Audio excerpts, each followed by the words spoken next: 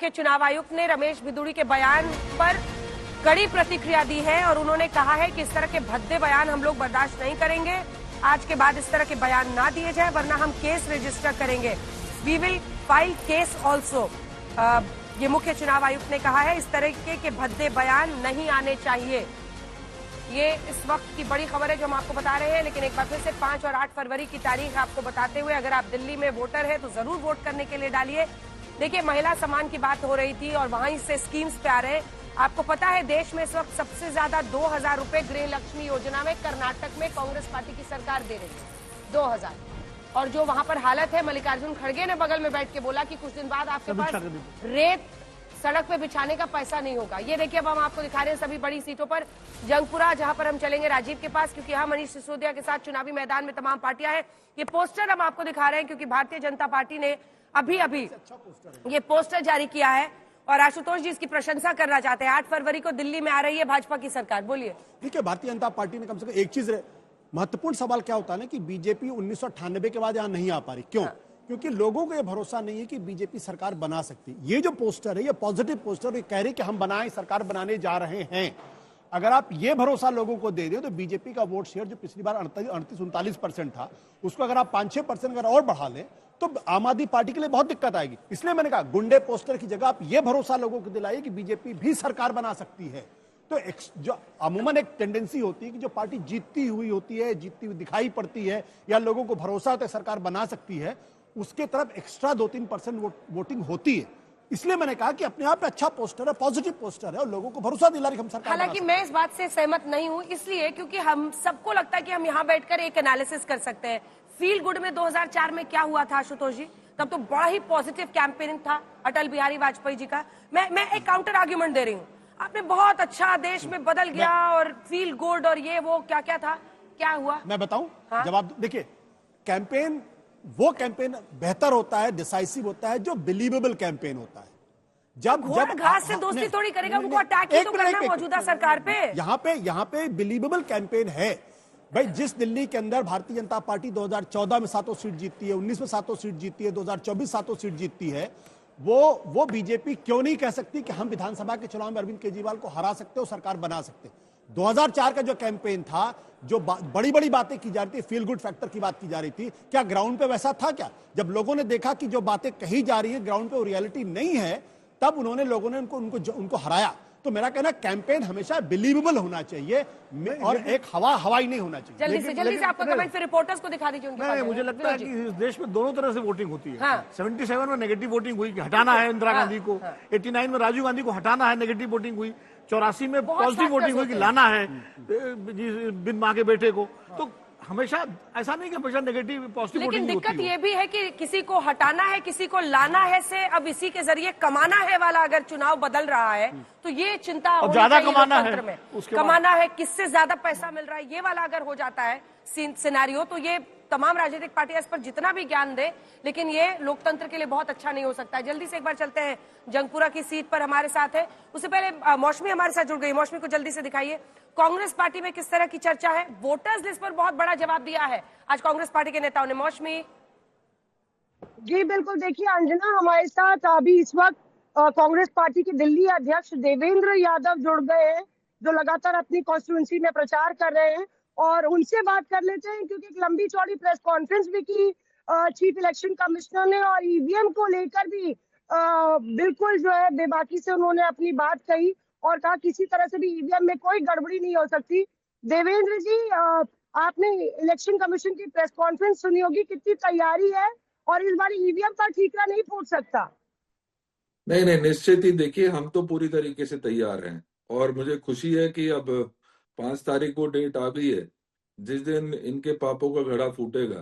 5 तारीख वो दिन भी होगी जब दिल्ली को कहीं ना कहीं एक नई सरकार मिलने की जो उम्मीद है, वो अभी हमें उम्मीद है कि नई सरकार आएगी और दिल्ली निश्चित ही जो आज कूड़े का ढेर बन चुकी है, आज पोल्यूशन के बुरे हाल हैं, उससे निजात दिलाने का समय आ गया है। अब 5 तारीख को डेट भी होगी जब बड़े बड़े वादों की जो पोल है वो दिल्ली की जनता खोलेगी। मुझे लगता है कि यमुना साफ की बात हो या 2 करोड़ नौकरियों की बात हो, चाहे उसमें भारतीय जनता पार्टी हो या आम आदमी पार्टी हो, उनसे निजात मिलने का ये समय आ गया। और दिल्ली को 5 तारीख वो भी डेट होगी जिस दिन दिल्ली की हर महिला को 2500 रुपए उसके खाते में मिलने शुरू होंगे। वो 2500 पर आएंगे। ये नई सरकार में कांग्रेस की क्या भूमिका होगी देवेंद्र जी? क्या देखिए 2013 का, क्या 2013 रिपीट देखेंगे हम लोग? देखिए हम निश्चित ही, मैं पहले भी कहता आया हूं, मैंने पूरे 70 की 70 विधानसभाओं में जाकर न्याय यात्रा निकाली है। और जिस तरीके का माहौल दिल्ली में देखने को मिल रहा है, लोग आज जो बुजुर्ग हैं वो परेशान हैं कि उनको पेंशन नहीं मिल रही है, आज गरीब आदमी परेशान है, उसको राशन नहीं मिल रहा है। और कहीं ना कहीं जो एक मैंडेट सवाल का जवाब 2013 नहीं में, दिया आपने। आप समझिए 2013 में किसी ने, मैं कई बार ये बातें आती हैं कि आंकड़े किसी भी तरीके से कांग्रेस को सपोर्ट नहीं कर रहे हैं क्योंकि हम 2 बार से लगातार जीरो पर रहे हैं।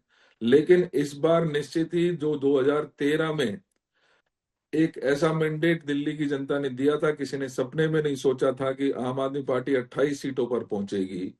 आज उसी का रिपीट होने जा रहा है। ये जो मुख्य मुकाबला होगा, आज कहीं ना कहीं मुझे याद है कि 2013 में लोगों ने भारतीय जनता पार्टी को हराने के लिए हमारे तमाम रिपोर्टर्स हैं, उनका भी रुख करेंगे। राजीव हमारे साथ जंगपुरा से। राजीव, जल्दी से बताइए वहां पर लोगों की क्या प्रतिक्रिया है। उससे पहले एक बार संजय के पास जल्दी से चलते हैं। संजय, आप अभी भी चुनाव आयोग में मौजूद हैं। आज उन्होंने शायरी तो खैर इधर उधर की बात की उन्होंने शायरी के जरिए, लेकिन वोटर्स लिस्ट पर एक लंबा चौड़ा जवाब दिया। और इलेक्टोरल रोल अगर आप देखिए ये नई दिल्ली सीट का, तो 2024 लोकसभा के चुनाव से सिर्फ नई दिल्ली सीट पर सिर्फ 2657 वोट बढ़े हैं। अक्टूबर से अगर आप देखिए तो 2149 वोट बढ़े हैं। और आतिशी मुख्यमंत्री दिल्ली ने बीते दिन 15% के क्लेम की बात की थी। लेकिन उससे पहले ये देखिए 2 पोस्टर्स जारी हो गए हैं। एक तरफ 8 फरवरी को दिल्ली में आ रही है भाजपा और 5 फरवरी फिर से आप। चुनाव और परिणाम दोनों के नतीजे जो डेट्स हैं वो आम आदमी पार्टी ने पोस्टर जारी कर दिए हैं। हाँ बताइए संजय। सबसे पहले मैं बताना चाहूंगा कि 2 बजे के करीब हम लोग इस पर डिस्कस कर रहे थे कि क्या दिल्ली में जो योजना लागू है 2100 रुपए वाली, उसका रजिस्ट्रेशन क्या इलेक्शन का ऐलान होने के बाद भी हो सकता है? ये लेवल प्लेइंग फील्ड का उल्लंघन है। इस पर मैंने निर्वाचन आयोग के सीनियर अधिकारियों से बात की और उनका ये कहना है कि जिस तरह से राजस्थान में जब कांग्रेस की सरकार थी तो मिस कॉल योजना शुरू हुई थी और जैसे ही आचार संहिता लागू हुई, निर्वाचन आयोग ने चिट्ठी लिखी और उनको नोटिस भेजा कि ये लेवल प्लेइंग फील्ड का उल्लंघन है, लिहाजा आपको ये बंद करना होगा।